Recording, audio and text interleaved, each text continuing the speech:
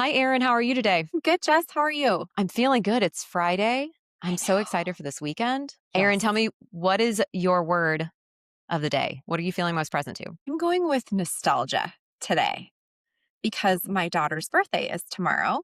And so it's Oh. like bringing up like her little squishy baby phase and the toddler phase. And now she's going to be 11 going on 30. And yeah, some nostalgia. Oh, I love that so much. I'm going to keep with that because I have my son's birthday party is this weekend too. And so I'm feeling a little overwhelmed with the idea of having 16, 13-year-old boys at a water obstacle course. So I'm going to stick with nostalgic instead of overwhelmed so I can keep positive There we feelings go. about this, right? There we go. Lisa, what word are you most present to right now? I am present to resilience.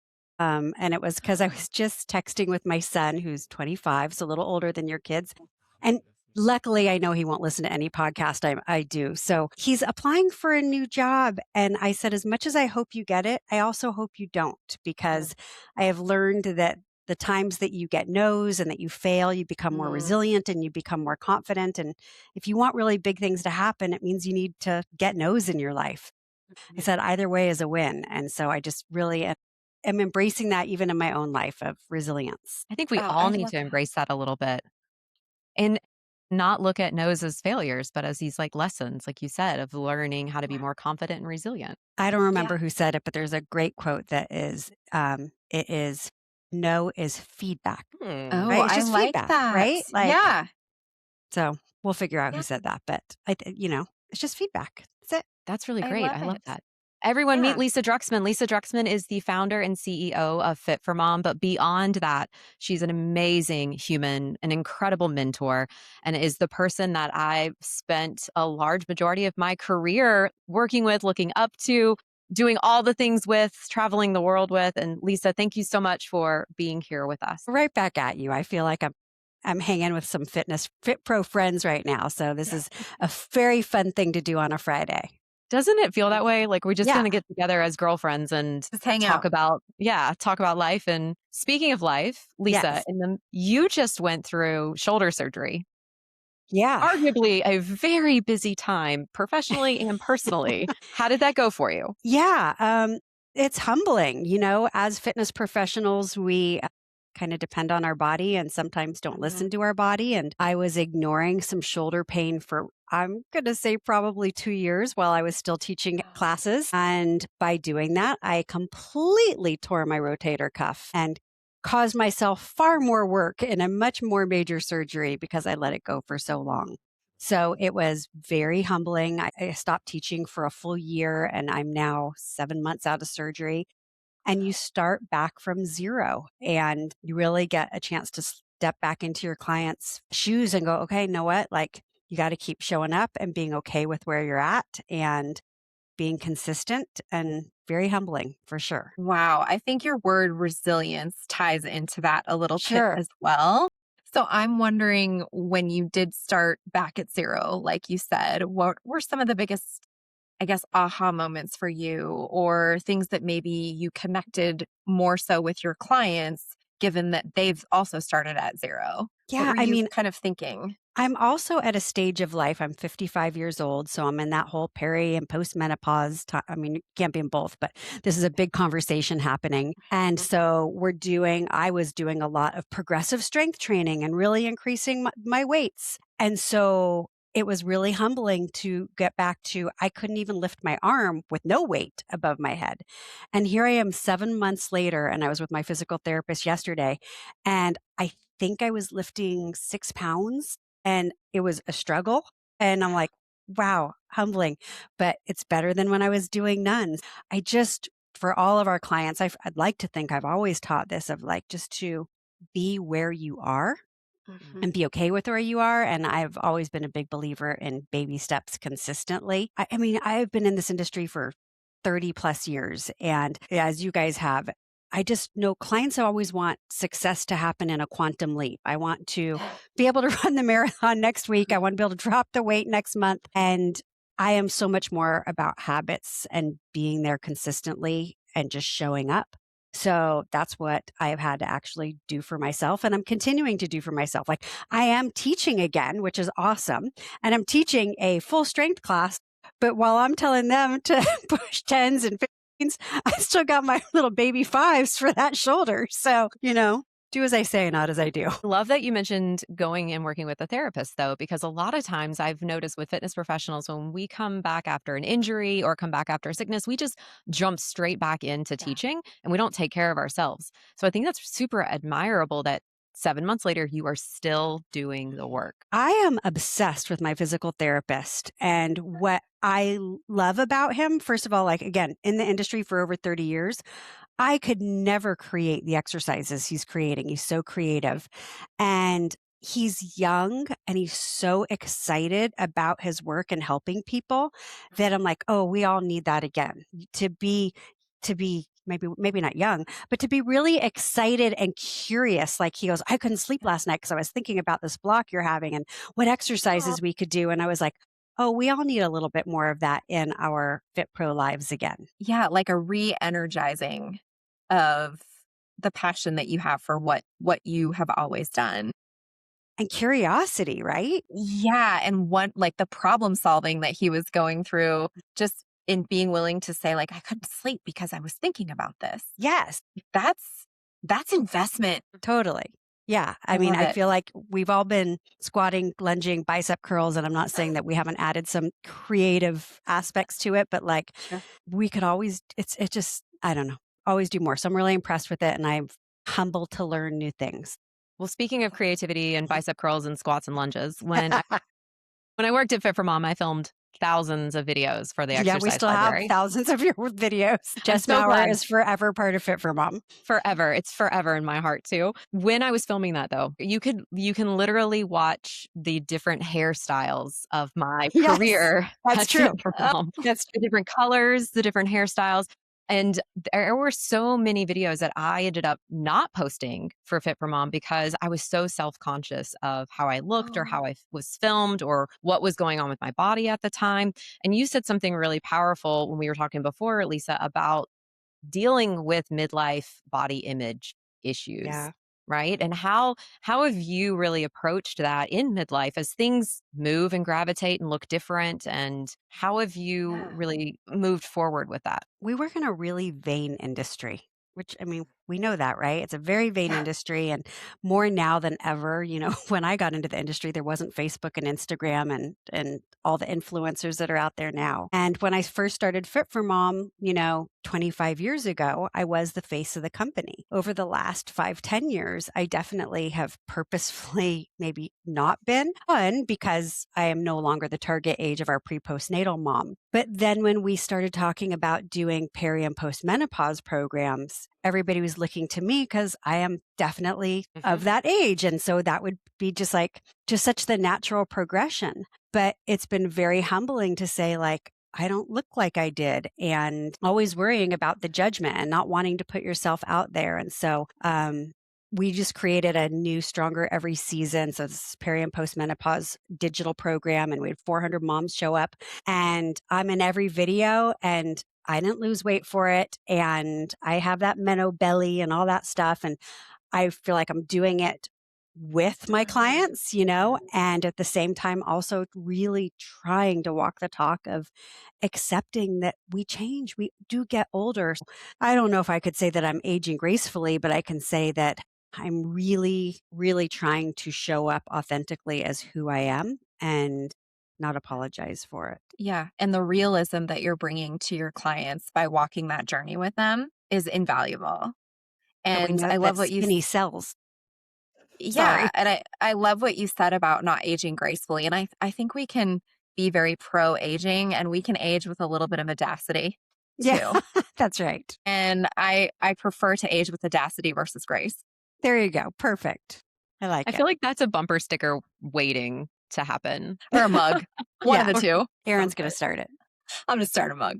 You mentioned minnow belly, Lisa, which Mhm. we Yep. know in perimenopause that typically is one of the largest complaints for women. What other symptoms have you experienced? And therefore, what kind of solutions have you may have found for yourself? Well, the craziest thing when we started this program, and again, we had 400 moms show up, is the wide range of symptoms that are peri and postmenopause. And so we got a lot of meno belly. We've got a lot of hot flashes. We've got a lot of not sleeping well. Like those are really, really common.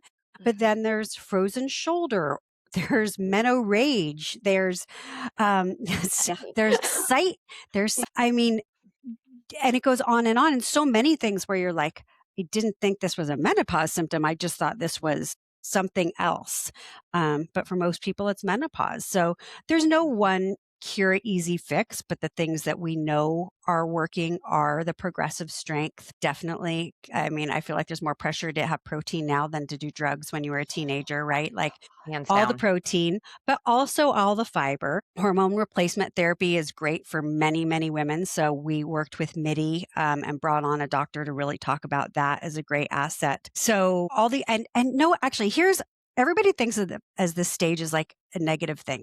Here's why I think this stage is awesome. One of the best things we can do is downregulate our nervous system. And so that means breath work and meditation and walks and not having to completely burn out our body every single day. And so like that's a lot of what we teach. And to me, that has been one of the best gifts of this time is just, I mean, everybody should do it, but like now we really need it. And so like now that's part of the prescription is how to actually, raise your HRV and downregulate your nervous system and all of us to chill out a little bit. Love that, Lisa. And I feel like what great strides would we make in this world if down regulating the nervous system, like how you do those things was considered a vital sign. Yeah. When you go to the doctor, like I get sick of being put on a scale and asked about how many alcoholic beverages I have per week. And then it kind of stops there aside Yeah. from your blood pressure and resting heart rate. And it's like, why don't you ask me a little bit more about my stress level and how I'm regulating my nervous system? Like just bringing that to the forefront that recovery is part of this Yeah. journey. I mean, this is not just a menopause thing. I mean, we all know that we are all living in fight or flight. We are all addicted to dopamine by continuing to pick up our phone and scroll and all those things. So it benefits everybody to start working on this. And especially if you are a mom, like I'm an empty nester, so it's kind of irrelevant now. But if you are a mom that still has kids in the house, to model that for your kids, like here's what I can tell you, ladies, from having adult kids. They don't do anything you tell them to do, but they do eventually do what you've modeled for them. So if they see that mom takes some me breaks, some breath breaks, meditates, takes a walk, like that is one of the best gifts you can give your kids. And what I know about moms is we'll usually do stuff for our kids before we will for ourselves. Amen to that. Absolutely. Yes. And Lisa, you've always been ahead of the curve. That's always something I've admired so much about you. You were doing pre and postnatal fitness before it was a massive trend, before moms even knew what pre and Yeah. postnatal fitness was. And then when I was working at Fit4Mom, you introduced meditation and breath work at a time that like Calm and Headspace had not even launched yet, I don't think. And you were already talking about the benefits of this and how it changed your life. And now you're weaving that into your perimenopause journey. So what a cool full circle moment. Thank you. I don't think that I'm ahead of the curve. I think I just keep solving the problems that I have, and then I'm a sharer and always want to share it. I started Stroller Strides because I needed a community, and as a fitness professional, I knew I could help moms get back in shape. I started all the breath work and meditation because I was a very stressed out entrepreneur who needed some new tools. And so I am a sharer. I always believe that success leaves clues, and I feel like it is part of my nature to lessen the learning curve for others. So whatever I figure out, I share. And that's me being ahead of the curve, I guess. I think that's a beautiful way to package it. It's like you're coming at this from having these personal experiences in which you've identified like I'm experiencing this. I wonder what it means. So there's this element of not just resilience but curiosity. And you're seeking answers. You're seeking to understand Yeah. and then share that out about, here are some things that I've learned, like lessons, like what you said, lessening the learning curve, I think Yep. is a beautiful way to state it. Thank you. And I think what's also really amazing about your journey, Lisa, of you sharing everything that you've learned is that you're really authentic and transparent. I mean, coming forth and creating this new program while you're going through it, I'm sure you're sharing things there as well. So we know you're fit, but tell us about a time in your life that maybe you were a little flustered. Well, I mean, I originally started Stroller Strides. I started Fit for Mom when it turned into a business because I wanted to be a mom first and foremost. I'm like, oh my God, this is amazing. I can still work in fitness. I can have an impact. I can have community and I can make some money. I didn't expect it to turn into a national business with hundreds of franchisees and thousands of instructors. So here I was, young mom, two young kids, and living in overwhelm and burnout. And here I'm teaching health, wellness, moms to take care of themselves, mom to put their mask on first. And I wasn't doing any of that. I was living totally out of alignment with my own values. And so that alignment is really important to me. So at some point, I put a line in the sand and decided to redesign my life and realized I created that and I also could create something different. So I did. And then, I mean, that was when I wrote the book Empowered Mama, which was how to reclaim your time, your health, and yourself. And then last year, I released I actually forgot the name of my book for a second. I released Level Up Your Life. So again, it's always what I'm figuring out for myself and for Level Up Your Life. It was because I then achieved lots of success and success in fitness and success in business. And I think as a parent, but it also felt kind of empty and like I was missing joy. And so again, did some different things to level up my life to stop living for XYZ, right? Like you are always, it's destination addiction. I'm living for vacation or I'm living for the weekend or I'm going to be happy when you fill in the blank. And so again, did some new design on my life to say like, how am I going to find joy and purpose in every single day? And then I share it. So that's just been kind of my thing. So all the things that I share came from being frazzled, having problems and obstacles. But what you did was turn that into power. And I Oh, think thank that's you. a message that more and more professionals, specifically women, need to understand that you can be flustered, but where's the power in that? And you've reframed it in such a way that came out as so authentic. And yes, you've normalized that there's this struggle and there's this challenge, but here's how you reclaim and level up. I There's really a power in that. Yeah, I thank you for saying that because I hope that that is a takeaway for lots of people is whatever is your struggle is also your opportunity. My daughter has been dealing when she was a little bit younger with some health problems and like she just was, why me? I'm a teenager. Why am I having all this? And I'm like, babe, you don't realize this is your opportunity. This is your opportunity where you can figure something out and you're going to be able to share because that's what I do, right? With others, how you overcome that. And it's just a much better way to get through life because life is hard and you are going to have struggles. And I'm not saying it's always rainbows and unicorns, but when you have those obstacles, to realize there is a way around, under just about any of them. There's always a learning for it. So for me, that's a gift. Resilience, right? Goes back to resilience. 100%. And that's such a positive way of looking at anything, being able to put such a positive spin on it. So let's put a positive spin on this. But Okay. Lisa, what are you over right now? I am over my Instagram feed. I am over social media. I took it off my phone for a while. I'm not saying I'm off of social media, but I took it off my phone and I felt so much better. And then I put it back on my phone because I was starting Stronger Every Season and I had a Facebook group. That was so stupid of me. I now keep looking, doom scroll, and I am so tired of social media telling me that I am not thin enough, that I need a facelift, that I need to buy X, Y, and Z. So I'm over social media. Take it off, block it, I get took it rid back of it. off. I Erin, love what it. are you over? I think, and this is coming from something that Lisa shared with us and talking about being a very stressed out entrepreneur and achieving success, but at the same time, like feeling that overwhelm. And I think what I'm over is hustle culture as a personality trait. Like, I think I'm really over that. Like taking time to just not hustle. Like, where's the success in the hustle? It's stress. I think I'm over that. I'm over it being adopted as a personality trait. I Agreed. like how that goes back to nervous system regulation. Yes, 100%. I think that's the overall message of the podcast, right? Is like, go chill out. Yeah, that's just the message. calm. Yeah. Good. Jess, what are you over? I am over the idea of someone telling you to rest and that meaning sleep, because that's not what rest is. And often some of us are sleeping just fine. But what rest is also needs to be mental and emotional rest. And that comes from shutting your mouth and shutting your mind. And Mhm. just being like, hey, I need to go take a nap is not actually solving anything, but like having a good hobby or learning how to garden or to figure out how to, like you said, downregulate, I think is super important and something that we should be noticing more and putting into our life. So I'm over sleep as rest. I want Cheers to that. more. Yes.